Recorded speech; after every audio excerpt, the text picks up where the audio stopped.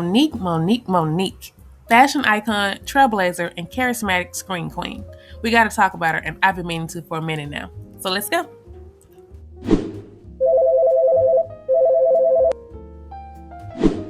Okay, first of all, this isn't a video covering her latest beefs or contentions with the industry, whether valid or not. This is me showing love. So if that's not your vibe, then I'll see you later. But for everybody else, don't you just love Monique? Like, for real. I just watched her film Hair Show for the first time a few weeks ago, and I was reminded of how iconic she is.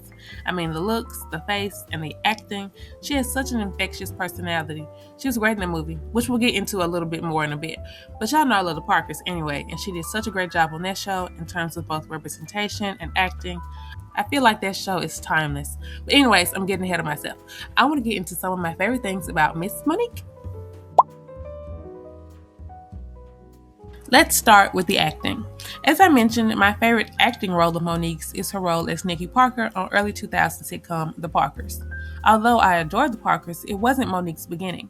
Before becoming a household name on The Parkers, Monique had already established herself as a talented stand-up comedian, performing in comedy clubs throughout the late 1980s and early 1990s. She developed a bold comedic style.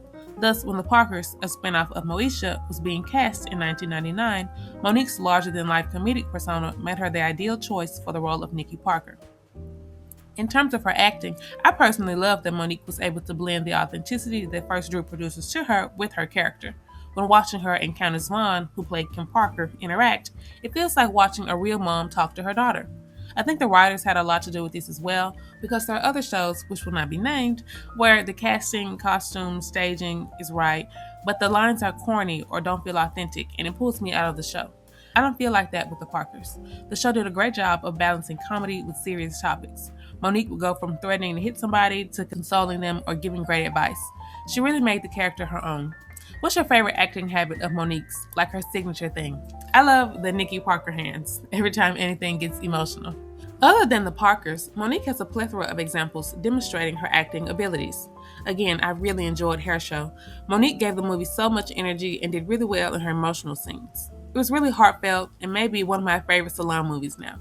After watching the film, I immediately wondered how much influence it had on Queen Latifah's Beauty Shop, which came out a year after Hair Show, being that the films were so similar in theme. It was interesting to find out that Monique's film was originally titled Beauty Shop, but the producers were forced to change it because MGM was simultaneously developing Queen Latifah's high-profile barbershop spinoff under the exact same name. While both movies explored similar themes of black women running chaotic salons and building community, they did not directly influence one another.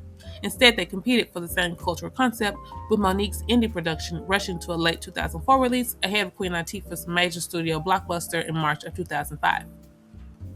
I think both are iconic in their own right. In terms of performance, I commend Monique and everybody who worked on her show, especially being that it wasn't backed by a big studio. I found that what would take a group of women to create, Monique had it naturally all on her own in terms of keeping my attention or giving life to a scene. Though the cast for the film was great as well. You guys should check it out, it's free here on YouTube. What's some of your favorite Monique roles? I also loved her in Almost Christmas. Her comedic timing in Welcome Home, Roscoe Jenkins was great. Tell me what I'm missing down below. Monique was a great example of representation on screen, especially in the early 2000s when everyone was so hard on women in terms of their weight or looks. The slim, thick BBL aesthetic hadn't flourished in mainstream media yet, so having any kind of extra weight meant you were already out of the narrow beauty standard. If you did see a plus-size black woman on TV during this time, her character often fit into a stereotype instead of being her own. Well, Monique didn't care about that. As Nikki Parker, she was not presented as someone who needed to change her body to deserve love or confidence. She embraced both fashion, flirted unapologetically, and moved through the world with complete assurance in who she was. Her size was not treated as a flaw that required constant explanation or a problem that defined her identity. Instead, she was simply a beautiful, charismatic woman whose confidence made her magnetic. Now, just to play contrarian, I have seen discussion online about Nikki's infatuation with Professor Ogilvy. To make a long discussion short, I do think that the message of Nikki constantly chasing behind Ogilvy despite her beauty and having other suitors was regressive. And it's interesting to see the juxtaposition of this confident woman chase a man, although in the show it's presented like, since she's so confident, that's how she's going to get her man. I don't know. I think with a lot of black media, you do the best you can. There are other shows like Martin, which are absolutely timeless and iconic, but you can look back as an audience and go, well, that decision was questionable, or why'd they do that, or why did he make that joke? It doesn't take anything away from the show, but rather is a note for future black creators for messages or subconscious lines to not send out. I don't think it's anything to get defensive about, but rather something to learn from. With the Parkers, I do think Nikki and the professor's relationship was great comedy. The professor, played by Dorian Wilson, had great chemistry with Nikki, and her infatuation made for a lot of great storylines in the show. Still, I don't know that sending the message that a plus-size black woman should have to fight for affection or love has aged so well. Tell me what you guys think down below. I'd love to know. Although I'm biased because I love the show, I don't have beef with any character. I think they were a dang near perfect cast. You could feel that these people had great chemistry and were tight-knit off camera. Some of y'all don't like Ogilvy, but y'all forget that he was nice to Nikki in the beginning before she started stalking him. I've seen people really act like he was so awful to Nikki, like she wasn't in his apartment with her key to it reading his mail. From an objective perspective, this is obviously a device to drive the story, but as a viewer, it's interesting to see people pick sides. Aside from all that, the show still allowed audiences to see a plus-size black woman existing beyond limiting stereotypes, where her femininity and humor were assumed rather than debated. For many viewers, especially black girls who rarely saw themselves reflected in mainstream media, Monique embodied a version of womanhood that was joyful, glamorous, and unapologetically self-assured. Her confidence invited audiences to accept her exactly as she presented herself, without asking for permission or validation. In doing so, she helped broaden public perceptions of beauty and femininity. I also want to acknowledge Yvette Wilson, who played Endale, Nikki's best friend, and she was also plus-sized and fabulous. She was quick on her feet, funny, and always kept it real with Nikki. I love her character and think Wilson and Monique complemented each other so well. Monique's self-assuredness followed her into roles like Jasmine in the film Fat Girls.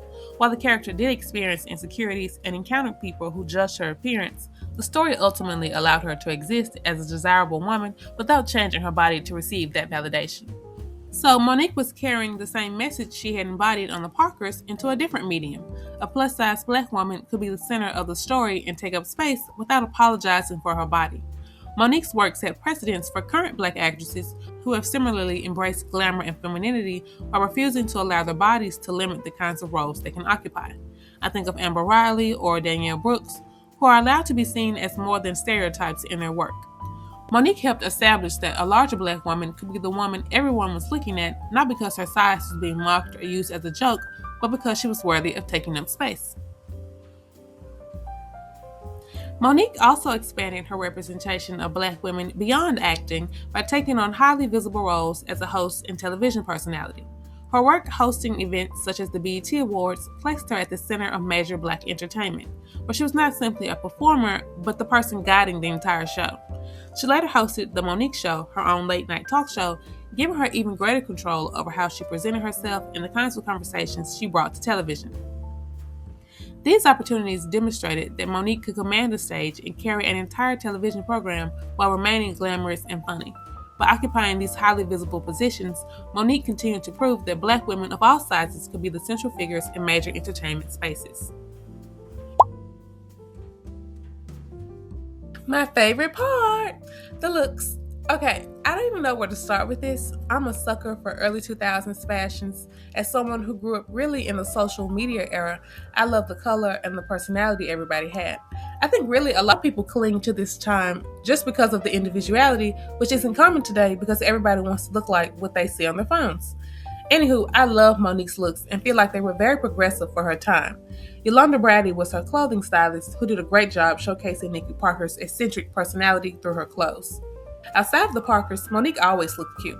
She consistently presented herself as fashionable and well put together, never allowing her size to hold her back or dictate how she dressed. She embraced clothes that made her feel good and never tried to make herself smaller or less noticeable, as she should. Do you have a favorite look of Monique's? I love this ombre jean set with the hair and the makeup. Oh, makeup done by Cheryl Oppenheim, by the way, which we can get into that really quick because Monique always had a highlighted brow bone, a good lip, cheeks were blushed and bronzed. She had it. Her makeup doesn't look outdated to me at all. But back to this outfit, I will wear this today. Matter of fact, I think Fashion Nova sells this today, and I wonder who made this originally. Another thing I have always noticed about Monique is that she keeps her hair laid. On the Parkers, her hairstylists are credited as the legendary Kim Kimball and hairstylist Peyton Wilborn. For her show, I couldn't find exactly who did her hair, especially since there were so many people who were involved or oversaw the actual hair show at the end of the film. But I wish I knew, because when I saw this scene with these Detroit layers, I immediately fawned over her. I love this so much. It's such a good cut. I also feel like Monique was doing flipovers before everybody on the Parkers. And one thing I appreciate is the blend. Like, her hair always looked healthy and shiny, so there was no difference between her hair and the bundles. It looked seamless. All that to say, as with Kim Parker, I look at this show, which was made over 20 years ago, and say, oh, I want that style. Her looks are definitely classic. Well, as I always say, that's it for today. I just wanted to show Monique some love because I think she's such a pioneer in terms of comedy and representation. No matter what arguments she has with people, her legacy in entertainment could never be denied. Let me know if you liked the video and if I should turn this into a series just showing love to women we admire. Thanks so much for watching, and I'll see you next time. Bye!